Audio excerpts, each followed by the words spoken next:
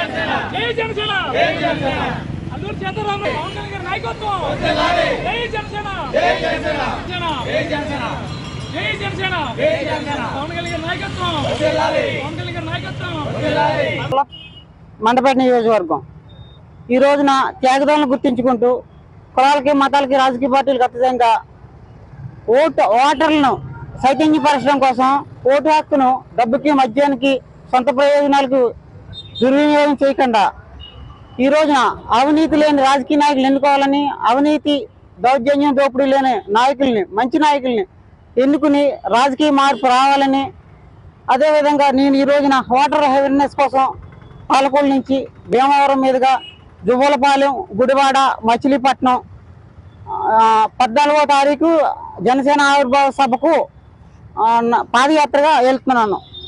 జనసేన ఆవిర్భావ సభకు పాదయాత్రగా ఇక్కడి నుంచి పాదయాత్రగా ఎందుకు వెళ్తున్నాను అంటే, విప్లవ భావాలు కలిగిన జనసేన అధినాయకుడిని కలిసి నేను కొన్ని విన్నపం, కొన్ని సలహాలు సూచనలు ఇవ్వడానికై వెళ్తున్నాను. అదేవిధంగా ఈ రోజున సమాజంలో మార్పు రావాలి, రాజకీయంలో మార్పు రావాలి, యువకులు రాజకీయంగా ముందుకు రావాలి, సామాన్య మధ్య తరగతి కుటుంబాల గురించి పాటుపడాలి.